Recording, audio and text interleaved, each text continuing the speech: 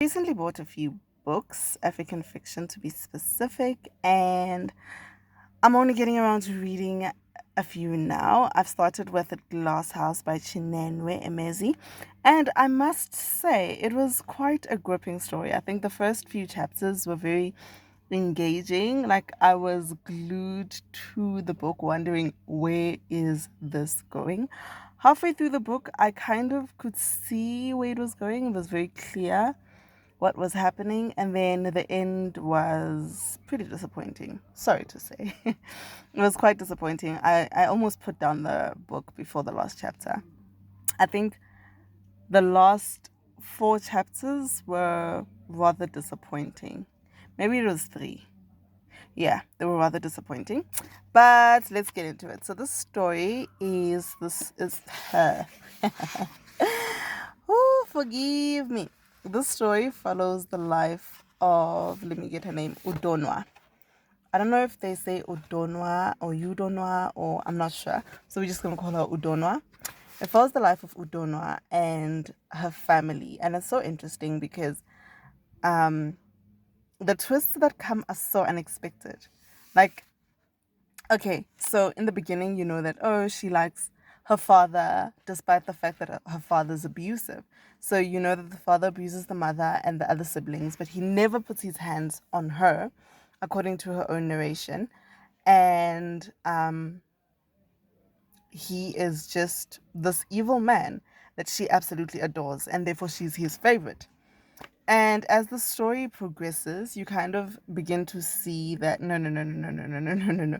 There's something fundamentally wrong in this entire family. It almost seems as if the family is being pulled apart by the seams. And like you start asking yourself questions, man, which I think is the whole point and purpose of the book, for you to ask yourself questions, particularly about an African family, right? Because it's centered around an African family. It was quite interesting to break it down and to go down this family and literally see it come apart. So it starts when she's 12, and I think it ends probably right before she enters her 30s.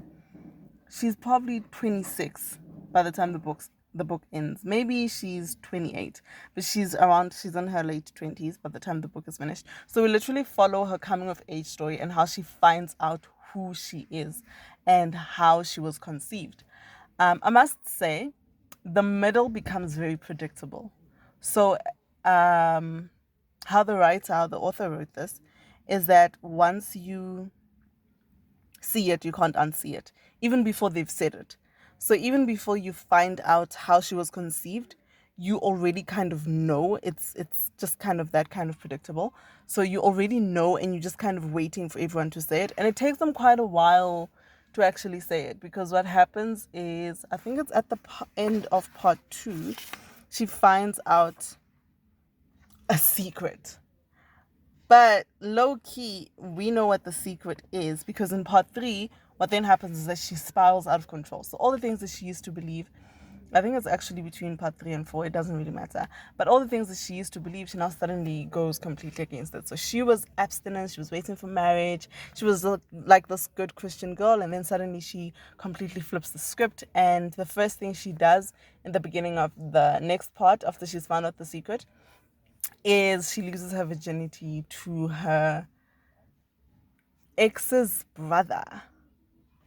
Yeah, I know, right? Like, it's crazy.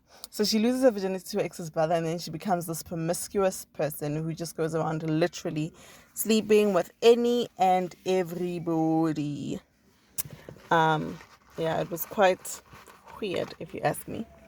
Not weird as in like her reaction was not expected. It was weird as in like that's exactly how humans behave. Like the author was able to perfectly capture how trauma will have you reacting. It was perfect in that regard. But like I said, the story was very disappointing towards the end, mainly because it was a predictable ending. It was one of those, and they all lived happily ever after. And we know that that's not how it happens in life. There's no ways you're going to sleep with my brother, and then I'm going to find every excuse in the book for why you did it and just get back together with you. Like, come again and say, what? You lost your virginity to my brother? That's a huge thing. So the ending was a bit unrealistic for me. And for someone who often reads for the sake of realism, I guess just and they all lived happily ever after. I don't know, it didn't sit right with me. Or maybe I'm just the saddest. Maybe I'm such a pessimist that I don't actually think people forgive each other that easily. I don't know. I don't know. But point is, for me, it was an unrealistic ending. And yeah, that does it. That's the conclusion of the maid.